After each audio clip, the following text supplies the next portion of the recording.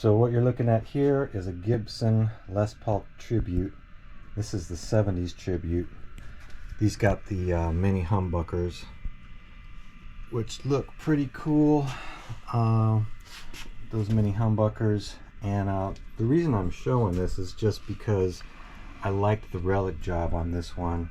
This is not just factory Relic. I got it with what I think was some real world relicing, and then I added a few marks here and there to kind of make it a little bit more of a relic job. But the reason I like this one is because it's just a light relic. It hasn't been just beat to crap.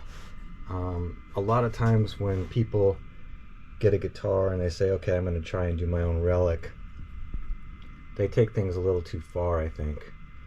And if you look at some of the really neat looking old guitars, they get wear around the edges and they get kind of shiny, where the paint's just been rubbed for years, but they don't look like somebody's dragged them behind a car, you know, unless it's just a really extreme example.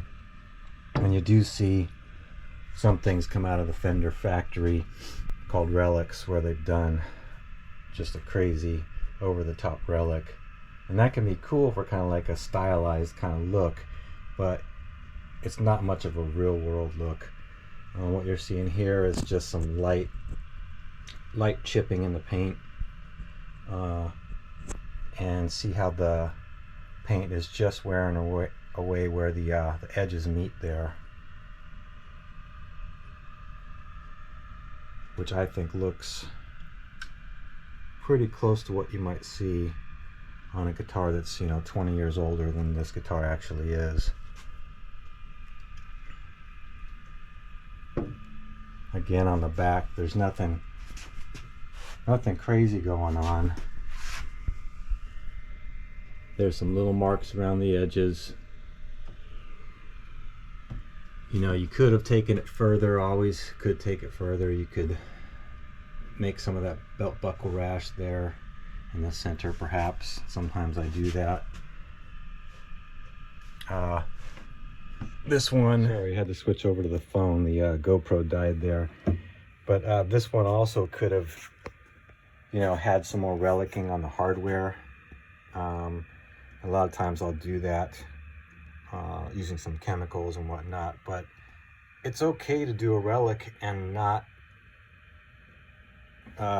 age everything, because if you look at true relic guitars, they might have edge wear, they might have, you know, some checking here and there, but maybe the person didn't sweat all that much on the hardware. Maybe they didn't it didn't go through too many temperature extremes. So who's to say? Sometimes you might just have some slight clouding to the hardware where it's a little burnished looking, not 100% shiny, but that's realistic.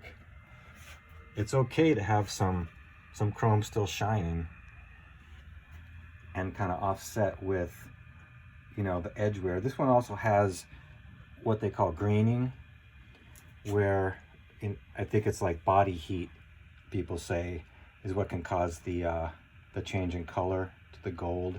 Turns a little bit green, and that's actually pretty rare to find on one of these tribute models like this.